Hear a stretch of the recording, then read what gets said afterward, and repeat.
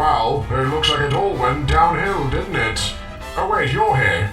Well, give me a moment. Hello gamers, I'm Blue Frog here, and welcome to Fallout 1.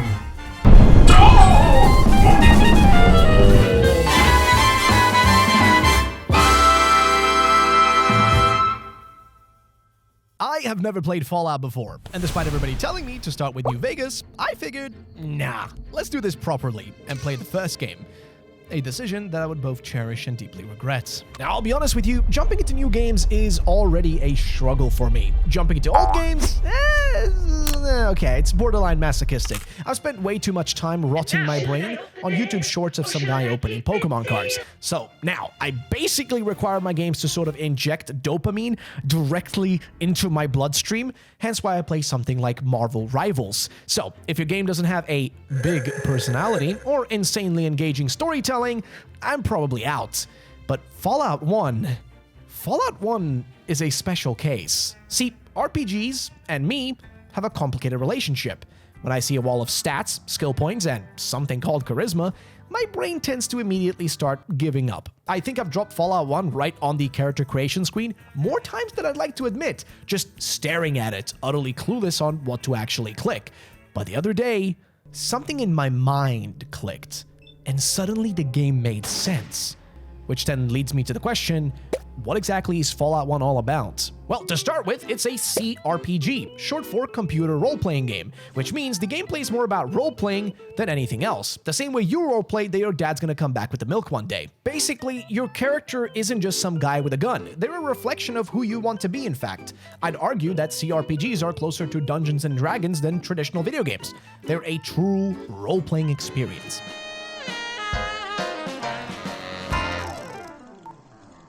The story of Fallout 1 begins with an explanation that the world has gone to complete shit with everybody nuking each other. We are part of Vault 13, and down here we've been surviving for all these years. We get to also make our own character, or we can choose from a template if we want to, but if we do make our own character, you can see some of the fun traits and special skills you can have, like for example, Bloody Mess, which is my personal favorite, where spontaneously people around you will just explode, which is just, you know, why wouldn't you want that? I also got told by somebody in my comment section to put all my points into agility, which was definitely the best choice I could have possibly made. Nonetheless though, once we start the game, we get jump scared by this guy. Yep, this is the Overseer, and yep, he does look a little bit fucked up, I'm not gonna lie. Nonetheless though, we have an issue. The water purification ship from our own vault, which cleans our water, is a little bit screwed. And so, we gotta head over to Vault 15 to get a brand new one. Why was I chosen for this mission? No clue. Why am I going alone? Again, great questions. I have no answers. All I know is that they hand me a pistol, a bottle of water, and literally just a pat on the back before they kick me out the front door. Right away, we have a straightforward goal. Get to Vault 15, get a new water chip, save everyone, which sounds pretty easy, right? You're extremely f***ing wrong. Because as I embark on my journey as the legendary hero called None, I quickly notice two very important things. One, I have exactly 150 days to complete this mission, a detail that is very neatly written down in case I somehow forget that the entire survival of my vault depends on me not being a fucking idiot. And also, my second issue, how the fuck do I walk in this game? No, seriously, the controls in this game can be confusing, difficult to learn, and sometimes just downright broken. I assumed I'd just click where I want to go as if I'm playing League of Legends, but no. Fallout 1 has cursors that you have to manually cycle through by right-clicking, and each one of them does something different. Is it confusing? Yes. Does it work? Kind of, but also not really. Anyways, after fumbling around and kind of figuring out how it works, I take my few steps out of the vault, and then immediately run into my next challenge. Giant rats. And these are not your average rats, these are wasteland rats. They have steroids injected straight into their veins. The cave is infested with them. They're big, mutated, and disease-ridden, and they are honestly so annoying. I spent a full hour, I'm not shitting you, a full hour figured out how to kill a bunch of rats. At first, I couldn't understand why my character would just randomly stop moving every time I tried to run past them, because I assumed I could just run away. And that's when I discovered the magic of AP, which stands for action points, or as I prefer to call them, AP for ass pounding, given how much of a beating I took in this cave. See, everything in this game costs AP. You want to move? That's gonna be some AP, baby. Want to reload? Do it manually and burn 4 AP just to open your backpack. Want to escape combat? Too bad. The rat is fucking Usain Bolt. I'll be real with you. At first, I hated the system. It kind of reminded me too much of traditional turn-based RPGs where combat feels like two old men taking like turns slapping each other in different places. But once I finally got how it worked, something weird happened. I kind of started enjoying it. It became extremely satisfying, popping each and every rat, watching their little bodies explode into a million pieces. And let me tell you, this game does not hold back on the gore. It's got like Mortal Kombat levels of brutality with body parts flying everywhere. It's almost like somebody at Interplay really just wanted to make some crazy animations. And it was actually so bad that Fallout 1 got banned in Europe. Why? Well, Europeans are kind of pussies, but also because the game included children. And well, you could technically game end them, and yeah, turns out people weren't too thrilled about that specific, aspect of the game. So they had to release a patch that removed the kids from the game just so you could launch it overseas. Anyways, after committing enough rat genocide to start my own post-apocalyptic fashion line, I finally exit the cave. And what is this map? Not gonna lie, this thing completely caught me off guard. At first, I just didn't get it. How did this map work? Well, basically, the map is blacked out in a fog of war style of design. And instead of moving around in a just, specific pattern, you can just click anywhere on the map and go in that direction. It is very strange compared to modern games, but once I got a hang of it, I, again, really love this system. Every step felt like an adventure and a bit of a gamble because you're not just walking, you're literally rolling the dice on whether you'll run into a group of friendly traders or a horde of angry, roided up scorpions. The closest thing that this map reminded me of was those janky Pokemon RPG browser games from when I was a kid. You know the ones. They're really shittily made, where instead of moving with WASD, you clicked on patches of grass with your mouse to move to those locations, hoping to find a rare Pokemon only to be jumped by like a million Ratatas instead. Like, I would actually spend hours playing those browser games, so seeing something that reminded me of them just brought a single tear to my eye. I run into a group of traders heading towards a place called Shady Sands. Being the socially inept vault dweller that I am, I ask to tag along, not expecting them to murder me in the process, but surprisingly, they don't screw me over. Nice.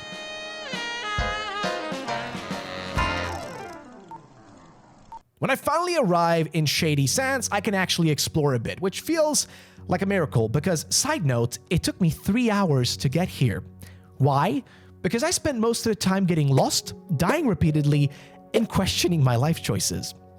Anyways, Shady Sands is the classic starting town. The moment I walk in, I meet a guy named Seth who tells me the town's got 2 major problems. The first one, a gang of raiders called the Khans who are making life miserable for everyone around here. The second problem, giant scorpions poisoning the locals. Because of course they are. Like any good RPG protagonist, even though I feel like I'm not that important, I decide to help out. But first, I do what I do best. Wander around aimlessly, picking the wrong dialogue options and accidentally pissing off half the town. But it was worth it, because that's when I met Ian. And oh, Ian. I would come to love and hate this man so much. See, Ian is a stranded traveler, and through some small talk, I found out that I can actually recruit him to join me on my journey, because he's one of many recruitable characters in the game. But I can only do this for the low price of 100 caps. Now, I'm broke as hell, so my first thought is, all right, time to make some money selling my body, but little did I know, there's actually a dialogue option that lets you recruit Ian for free. But hey, why take the easy route when you can suffer? I look around trying to find someone willing to buy some random garbage that I've collected, but this town apparently just doesn't believe in capitalism because there's no real shops. So, in a desperate need of funds, I take up a quest from the town's leader, Aradesh. Ugh. Oh man, these graphics are weird. Honestly, even though they look terrifying at times, there is kind of a bit of a strange charm to them. Aradesh, who's kind of a a-hole, doesn't trust me at all. Seems to switch it up, though, when I offer to help him deal with the rat scorpions. Anyways, I get a sweet deal. If I kill the scorpions, I can then bring their tails back to the town for the doctor to make an antidote and also receive a potential reward.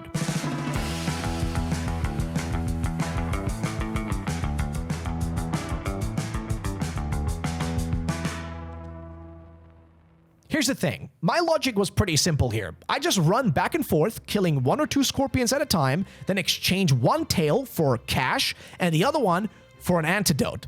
Is it the best strategy?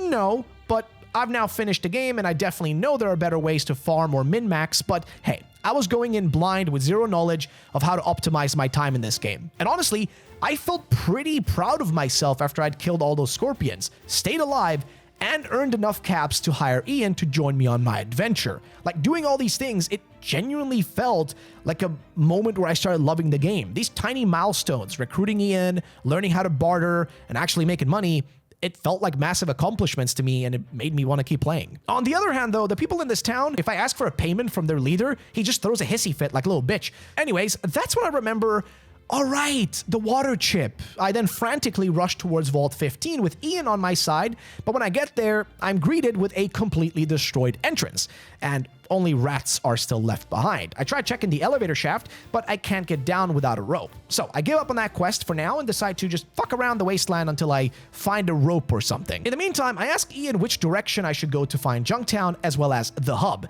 These are supposed to be two other cities, but purely by accident, I stumble upon the Raider camp. Yeah, this is the same assholes who've been terrorizing Shady Sands. Now, I think to myself, hey, maybe I can talk to them. I mean, the game has a whole bartering system, and if you have enough charisma, that's why I've been told that you should be able to get out of anything. So maybe I can talk to them and score some supplies, or nope, they just immediately fucking kill me. Nice. The Khans and I, we will meet again. But I don't let that get me down. I skedaddle off and run into a wandering musician, who naturally begs me for money.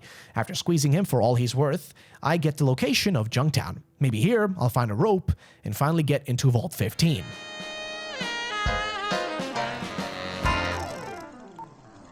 Junktown, though, is, well, it's great if you like decrepit places with lots of shady characters, and definitely do not visit the local doctor unless you really like capitalism, because this doctor will milk you harder than the US healthcare system. This dude wants me to give him 10 caps for checking me out. Nah, bro, bring me back to Sweden, dude. Bring me back to Belgium, bro. Dude, I will even go to Liechtenstein, okay? After losing myself in Junktown for what feels like hours of just exploring, I finally get a tip from someone to visit Darkwater.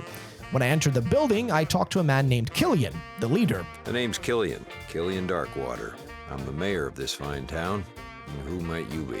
Apparently, he sells all kinds of weapons and other useful junk. Just not the one thing I really need. A rope, which is really typical. Inside, trouble's been from the skulls. And I hear some strange things happening down by the hub, but they haven't affected us yet. So just as I'm about to head outside the door, some dude just bursts in and starts blasting. Gizmo sends his regards. And given how much I love killing people in this game, I take this as an absolute win, because now I can shoot back with zero consequences. Killian assumes that this guy was sent by Gizmo, a local kingpin who runs the casino, but he kind of needs proof that Gizmo sent him. My brother in Lord, did you not hear him quite literally tell you that he was sent by Gizmo? What are you, deaf? I then offer my services, and I'm handed a wiretap to put in his office, or a recorder to catch Gizmo admitting to the hits. Of course, I'll take on the job as a snitch, because snitches get bitches. And I really need some right about now, because man, I haven't seen a woman in many days. So, with haste, I made it to the casino. And when you're in Vegas, you gamble. You see, unfortunately, this game's gambling system is just really dumb. You just bet your money and you win or lose. There is nothing more to it. There's no UI that shows you how the gambling works. You literally just click, you spend money, and you get a win or lose, and that's it. However, I have just crazy luck, so I just kept winning, and with the listening device strapped to my chest and a bunch of money in my pockets, I went inside and talked to Gizmo. What do you want? I'm a busy man. I don't know what you're talking about. Luckily, I somehow managed to convince him by choosing the right dialogue options to instead send me as an assassin, and that I could do a better job if he hired me, which he kind of believes. That's easy. I want him dead because he cramps my business. So... FBI, we got him. With the confession in my hands, I can just show it to Killian, and then he plans to put a bullet in Gizmo's head and offers me to join. But I'm a bit of a greedy son of a bitch, so I want a payment for capping his ass. Amount offered, 500 caps. I think we have a deal, my good sir. Let's see, to get the eradication of Gizmo underway, I first need to find Killian's second in command, Lars. who just sounds like he came straight out of Scandinavia. Only issue is, I couldn't find Lars if my life depended on it. So instead, I just wander around Junktown encountering all sorts of characters. For example, there's a random dog blocking a man's entrance to his home. When I try to fight the dog, I get killed by it. Your bones are scraped clean by the desolate wind. Your vault will now surely die, as you have. Oh man, the death screens in this game are nightmare fuel. Like genuinely, the best motivator to not die is just the fact you don't have to see the screen. Oh, and about that dog, by the way, that killed me, his name is Dogmeat. He's actually one of the companions you can recruit if you bribe him with some gourmet wasteland cuisine, aka iguana on a stick. Simple, right? Well, yeah, I somehow managed to miss this crucial bit of information until the literal end of my run. So while other people had a loyal, badass dog at their side, I was out here raw dogging the apocalypse with Ian. Canonically speaking, I have been told that he faithfully accompanied the Vault Dweller on his journey, and while doing so, also managed to, romance every single female dog in the wasteland, if you catch my drift. Like seriously, this guy left behind enough DNA for an entire dynasty of little dog meats. What I do like about Junktown a lot is that you can easily get lost doing other things than actually following the main plot. For example, I just go to a place called the Crash House. I end up getting into a fight with the local gang called the Skulls, which doesn't really go in my favor as I get killed, but I do also book myself a room in this place. And after a good night's of sleep, I wake up to, well, apparently one of the people working here has been taken hostage. Now, I have the opportunity to actually accept the quest of trying to save this person. Turns out, though, I'm not really good at negotiating and she gets killed quite a few times. I could pay the guy to let her go and then everybody's happy. My reward is a single night's stay in the hotel extra, which is really not worth it, but it's just to point out that there are a lot of really great side quests you can do in this game to keep you entertained. By the way, where was I? Right, we're looking for Lars. Lars was literally the first guy I met at the entrance of the town. With Lars on board, we can actually move to take out Gizmo, and honestly, it is incredibly satisfying to put some bullets into his crusty, sweaty ass. With him dead, I get a healthy stack of caps, which I immediately spend on a Desert Eagle. At this point, I could leave Junktown, but I decided to clean up the town a little bit more. For example, Killian wants me to deal with the Skulls, the guys who kicked my ass in the motel. So I head back to the woman named Sherry, who I kind of tried to sweet talk previously, but it didn't really work. Like the Neanderthal that I am, I try to communicate with her, but it doesn't end up working. Instead, I check out a nearby bar, where I witness one of the Skulls members absolutely beating the shit out of one of the barmaids. Before I can even react, the bartender puts a cap in him.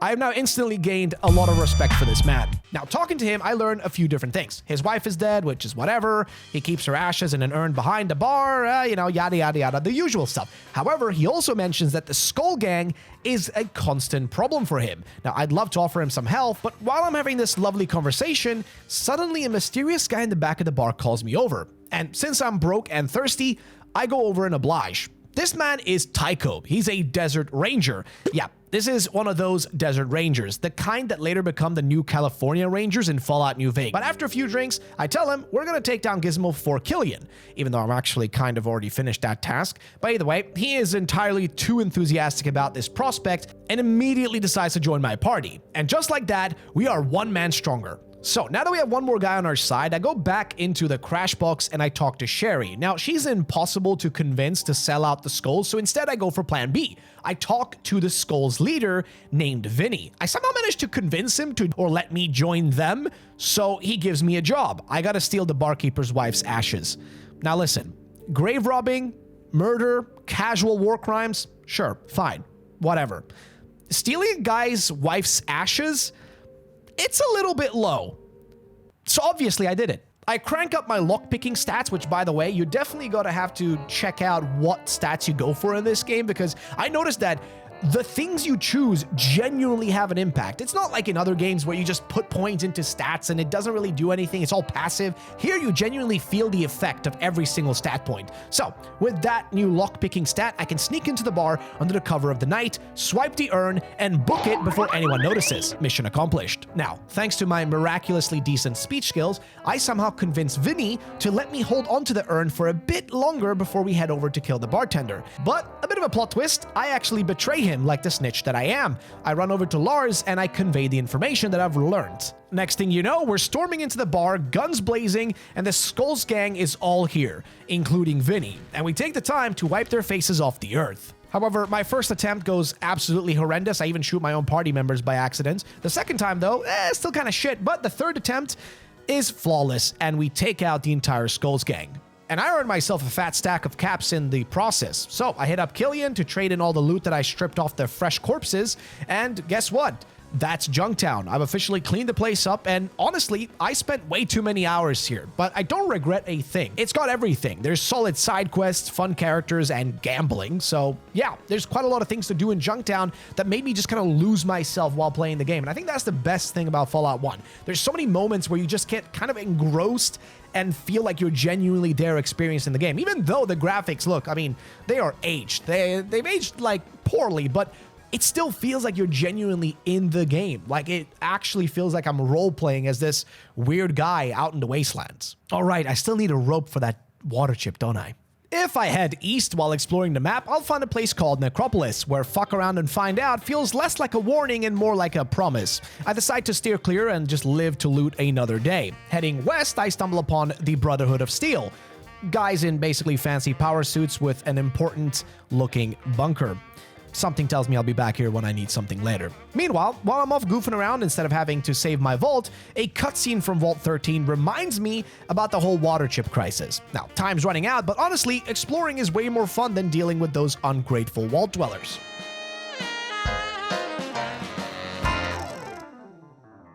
Then I make it to the hub, which is the biggest settlement so far, full of traders, caravans, bars, and probably a few people who'd stab me for just half a cap. Feels like home. A random hobo then demands an absurd amount of money from me for some super secret info. I will pass, trusting my caps to a potential crackhead seems a little bit unwise. After all, these guys do have pretty low attack, pretty low defense, but holy shit are they fast. So yeah, just gonna avoid that one for now. There are quite a few different characters in the hub. For example, Lorenzo, who's a loan shark, who mentions a group called the Children of the Cathedral, which it totally doesn't give me the sound of like a sketchy cult. Also, he suggests talking to his buddy Decker, who might have some info on the water chip. However, Decker himself runs the Fargo Traders, and he does have a job for me, which is to investigate where all the caravans have gone. Now, I pretend to be interested in this, and then get pointed towards somebody named Beth, who's another person in this town. There's a lot of people, I'm gonna be honest with you. She's a gun store owner, and she gives me a 15% discount on all her weapons, which instantly makes her my favorite person. She does have some interesting gossip, though. First of all, she thinks that a Deathclaw, which is a specific monster, is behind the caravan disappearances. She also hates Decker and suspects that he killed someone for the business he currently runs, which was a friend of hers. And third of all, the water merchants who control the hub's water supply could have some info on a water chip. But instead of handling any of that, I get really fixated on trying to find a rope to get into Vault 15 still. Remember, I haven't gone down into Vault 15 yet. Naturally, I failed to find one in the hub and waste a trip all the way back to Shady Sands. So I left the hub just to find a rope. Turns out that I didn't know, but Seth, the guy I met at the beginning of Shady Sands, had one the whole time. And after an unfair trade deal, I finally get my rope and can head to Vault 15. Except now Seth tells me that Tandy, the town leader's daughter, has been kidnapped by raiders. Is this my problem? No, but it is a side quest. And you know I like side quests. Remember when I said that we'd deal with the cons and the raiders at some points? Well, that time has come. You see, me and the boys roll up to their base, and we start wiping out their entire camp. And in the process, after killing everyone, including their leader, we rescue Tandy. My reward for doing this? Absolutely nothing. People in this game are beyond ungrateful and will not give you shit. But we do learn some fun facts in the process. See, Tandy later becomes the founder and president of the NCR. Then she dies. But the NCR itself is the New California Republic, which is really important, like later on in the Fallout games in case you do play them. Finally making it to Vault 13, I realized very quickly that even using my rope, there is no water chip here. Like, I wasted my time coming to this place. There's nothing here. So I head back to the hub and start all over. At the hub, though, I do learn that the water merchants can actually deliver water to Vault 13 for over 100 days if I cough up 1,000 caps. Great news. except I'm kind of broke. So I hit up Beth's shop and start selling every piece of junk that I own. The barter system in this game is simple but surprisingly deep, and I realize half of my progress is just me bullshitting my way forward in this game with the bartering system, so it does add a little bit of flair to the game. I also run into the Children of the Cathedral, and these guys are shady. Their worshippers are drugged out on the ground, their leader wears weird purple robes, which looks very culty, and they claim to offer free healthcare, which, haha, buddy, in America is deeply suspicious. Either you're a socialist, communist scum, or something weird is going on. At least in the process, I do level up, which gives me an excuse to talk about Fallout's special system, which stands for Strength, Perception, Endurance, Charisma, Intelligence, Agility, and Luck. Now, I dumped most of my points into Agility so I can move fast and dodge bullets like a Wasteland Neo, but other skills cover everything from combat, so small guns, energy weapons, melee, to social skills like speech, bartering, gambling, and survival, which is lockpicking, science, and repair. All these things are interconnected and are important to put points into. Now, a friend of mine suggested to do a build where I go for 1 intelligence and maximum luck, turning my character into a gibberish spewing idiot. It's basically Fallout meets Lenny Smalls from Mice of Men. Damn, actually, that's a bit of a deep cut. Where was I? Right, Beth. So she tells me about a man called Harold. He's a ghoul who might know something about the Deathclaw problem, which has been interrupting all the different caravans. Now, if you're unfamiliar, ghouls are what happens when people get a little too friendly with radiation. So basically undead adjacent, but still kicking. I toss Harold a few caps and he confirms what I already suspected. Deathclaws are fast, thick, and deadly. Then, outside, I meet a guy who looks like he's had one too many iguanas on a stick. He offers to take me straight to a Deathclaw cave. Terrible ID, but naturally, I will accept. The cave is dark, eerie, and home to just one thing, the Deathclaw. Now, it's a massive, terrifying, and absolutely horrible creature, and it instantly wrecks me in my first few fights. See, Ian and Tycho don't really fare much better, but eventually I figure out a strategy.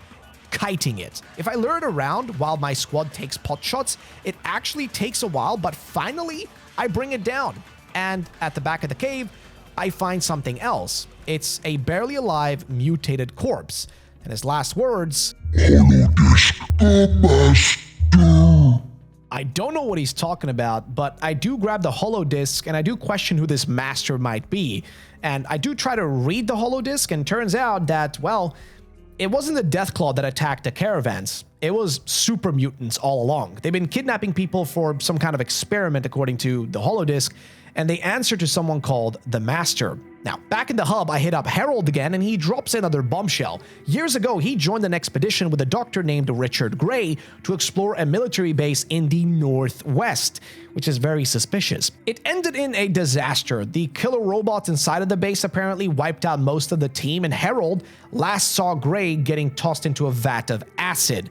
Something's going on in the Northwest. The mutants, the Master, the military base, it all seems connected. But first, I need some of that damn water chip. Now, I have heard from some people here that there might be a chip in Necropolis, the place where we didn't really want to fuck around. But before heading out, I grab a quick bite from Iguana Bob's, iguana on a stick. Delicious, crispy, juicy, packed with flavor. Little did Blue Lad know that Iguana was people. Had he simply had some foresight to snoop around Doc Morbid's house back in Junktown, he would have uncovered a dark secret. These tasty little skewers aren't made of iguanas at all. Nope. They're made of human flesh. Iguana Bob, just a middleman in a cannibalistic supply chain. Had Blue Lad figured this out earlier, he could have extorted Iguana Bob for some caps, reported him to the authorities because, you know, crime, or stopped eating human meat. But alas, Blue Lad is an idiot. And you, dear viewer, already knew that. Oh, man. You know what? This shit slaps. I don't know if Iguana Bob invented this or if some pre-war Gordon Ramsay figured out the perfect way to season lizard, but I gotta respect the hustle, the pure master craftsmanship. Oh, so good. All right, okay, time to hit up Necropolis.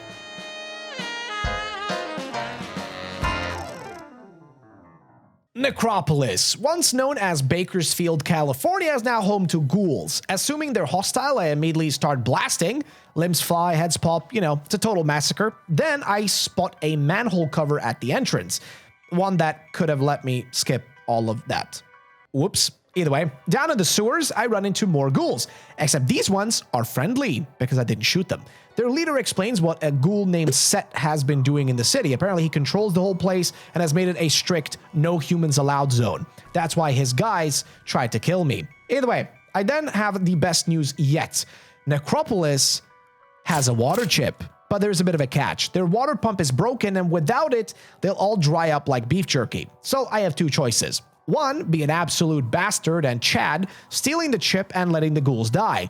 Also, in the process, my karma will take such a massive hit that my character might physically combust. But option two, I can be a decent person, for once, and fix the pump and help these guys out. And I decide to do the right thing. For now. Fixing the pump actually requires sneaking past more ghouls, scavenging for parts, and oh yeah, actually knowing how to repair it, which, fun fact, I don't. Luckily, the ghoul leader hands me some books to boost my repair skill. Apparently, reading books to level up is basically a cheat code in this game, so it's a pretty straightforward way to just get a lot of stats boosted. You can loot, buy, or even get your hands on them just randomly throughout the game. And with now us having every single part, which by the way, there was this one part that was close to impossible to actually see because the pixels are tiny, but either way, now that we have it, we just need to go to the watershed to actually fix the water pump.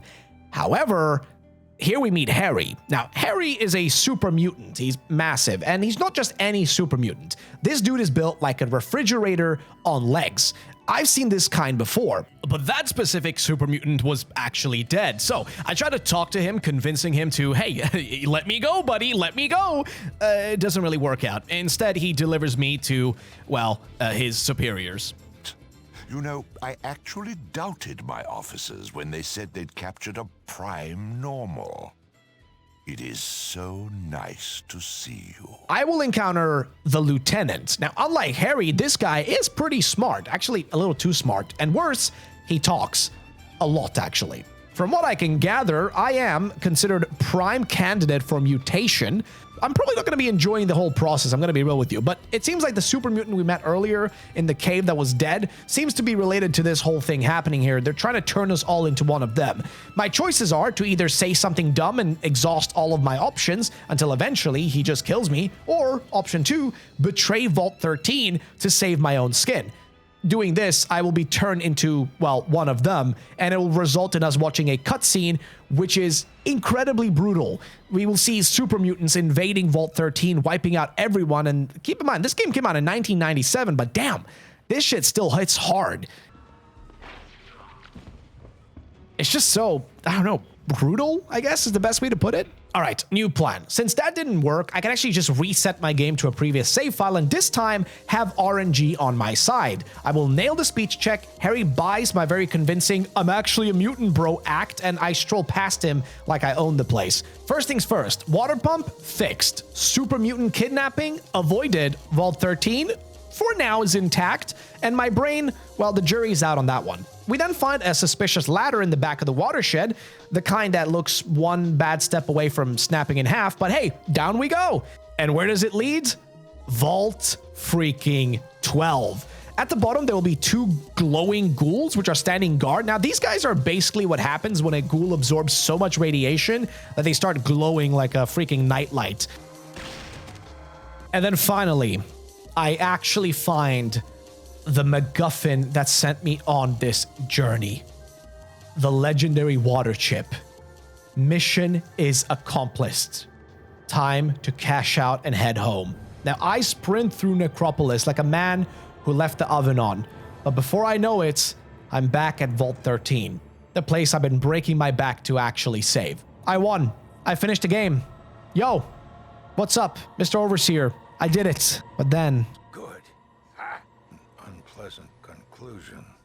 The mutant population is far greater than could be expected by natural growth or mutations. Find and destroy this lab as soon as you can. Wait, what? See, most of you probably already knew this already, but I didn't, because when a game gives you a countdown timer of 150 days and a single urgent mission. You assume that's the actual goal of the game, but nope. Turns out that was just the warm-up. Getting the water chip was only the beginning of this game, and I couldn't believe it, but the adventure isn't even over. Not even close. Turns out we've got two major problems. One, super mutants are kidnapping people and turning them into mutants, so we need to solve that. Second of all, their leader, the Master, is behind all this, so we need to deal with him too. So yeah, we are far from done.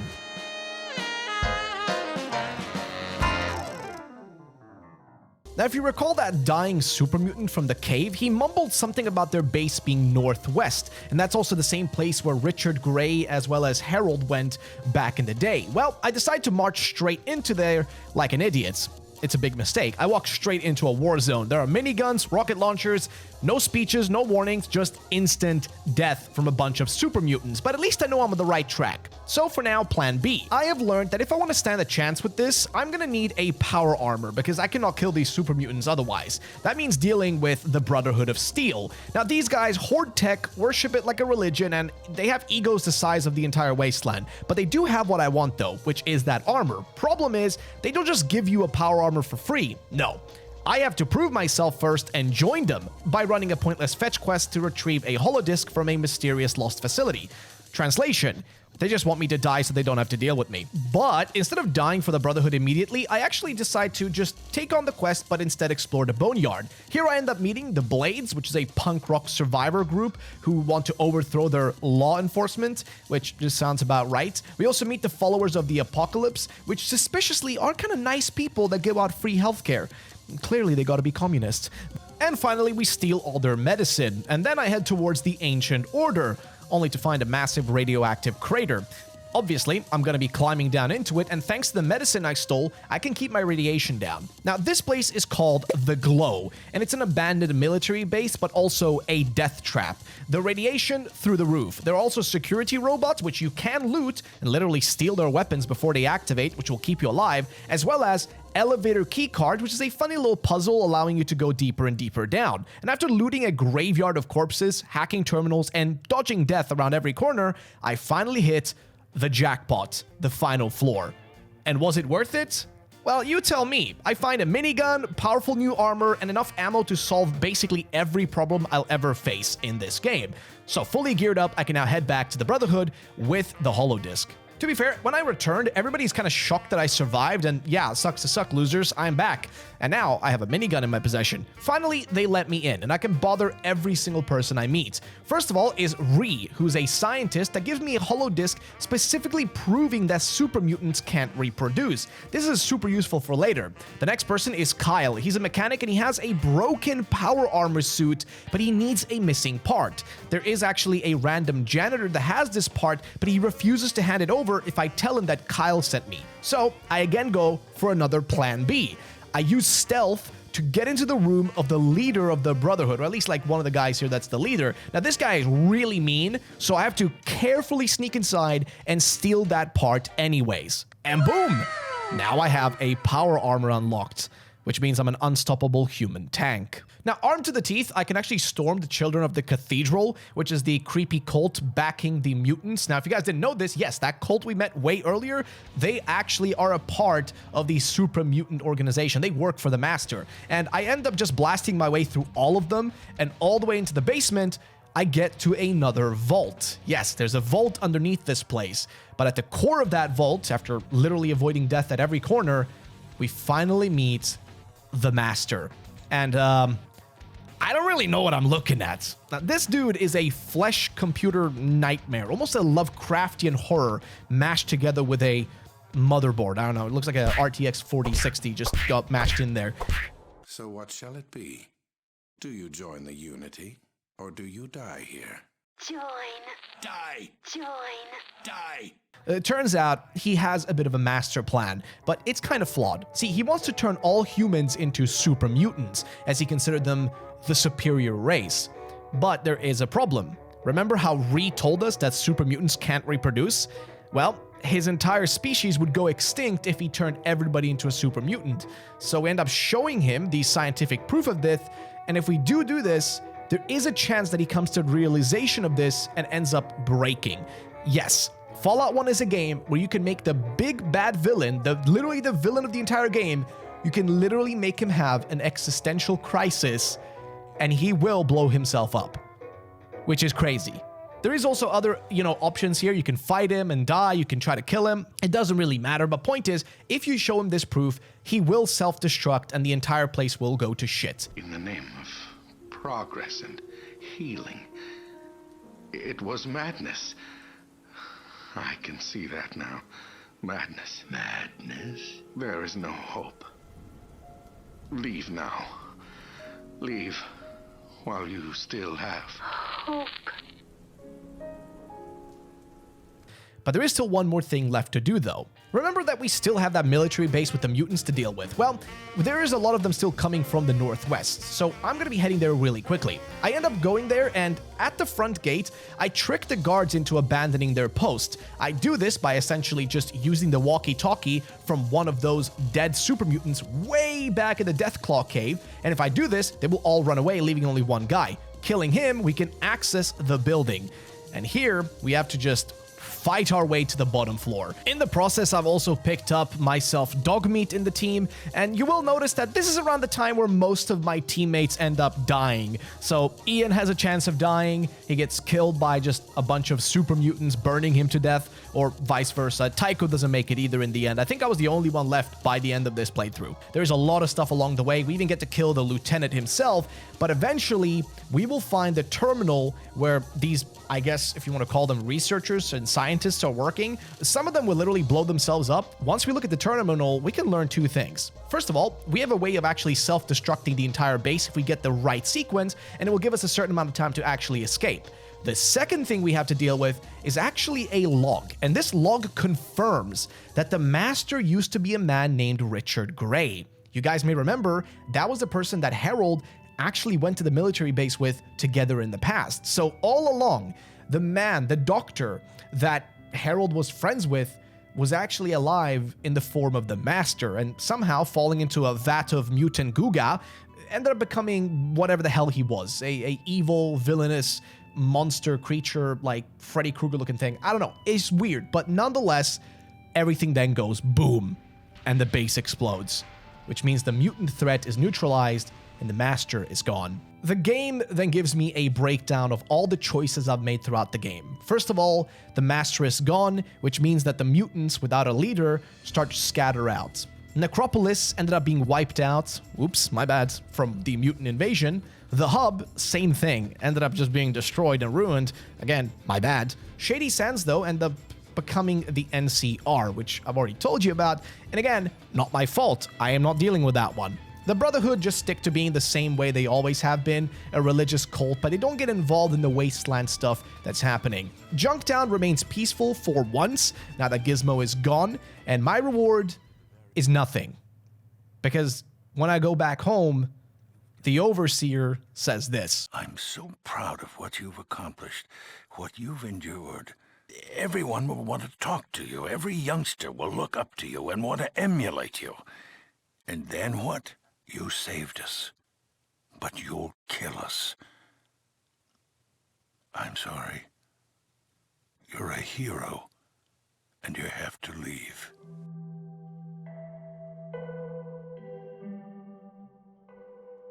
After saving the entire wasteland and helping my vault survive, the Overseer just kicks me out the front door. Now, I actually understand what he says. I get it that in some way, perhaps my experience of the outside world would influence the people within the vault to want to leave the vault, but at the same time, this is the most dick move I have ever seen. And out of any ending I've ever experienced in any game, I don't think any ending has left me this angry, but not at the actual ending itself, because I think it's a fantastic one. We could have gone a lot of different ways. We could have done a lot of different things, and I think that's the best part about Fallout 1. It is a game that, despite the brutal difficulty, random crashes, and honestly this really bullshit ending of my character's life, I love this game. It's challenging, but also the most rewarding experience you can ever feel. Like, sure, the graphics have aged, but please go play this game if you haven't already, because it still holds up. It is a CRPG that does everything right. It genuinely has great world building, with everything around me keeping me invested. I thought I was in California surviving the apocalypse.